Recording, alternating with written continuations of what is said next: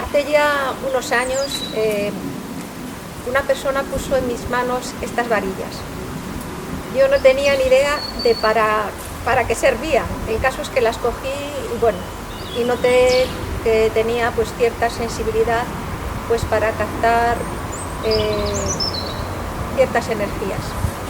El caso es que hice un curso de iniciación de radiestesia, pero lo dejé hasta que, bueno, no hace mucho pues se me dio por volver un poco a retomarlas y como siempre pues ando en ambientes naturales pues para captar un poco las energías de los lugares a los cuales voy, ¿no? Y bueno, hoy las he sacado de paseo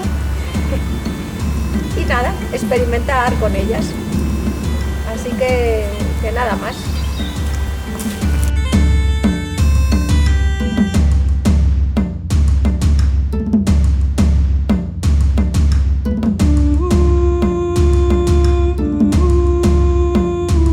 La radiestesia es una práctica que se utiliza para detectar energías, corrientes de aguas subterráneas, fallas terrestres, minerales, chimeneas cosmotelúricas e incluso campos electromagnéticos.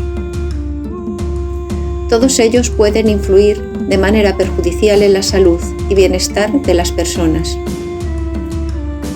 También se pueden detectar los campos de fuerza de la Tierra, que forman una red compuesta por las líneas Hartmann y Curry, nombres de sus descubridores, y que sirven para que el planeta se descargue de parte de la energía que genera en su interior, de la que llega del cosmos, de la contaminación electromagnética artificial que acaba penetrando en la Tierra.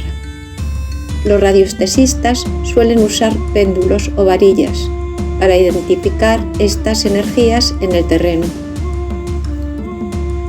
Lo mismo que las catedrales, monasterios, templos, pirámides, poblados celtas, etc., los dólmenes se ubican en lugares de energías alteradas, armonizando el entorno, considerándose lugares de poder, y en este caso su función era funeraria. Se alzaron durante el Neolítico y el Calcolítico, especialmente en la franja atlántica europea. Entre todas ellas destaca la conocida como Mármoa do Rei, que forma parte del conjunto de arte rupestre Tierras de Pontevedra, en las inmediaciones del Parque de Cotorredondo y del Lago de Castiñeiras, entre los ayuntamientos de Vilaboa y Marín.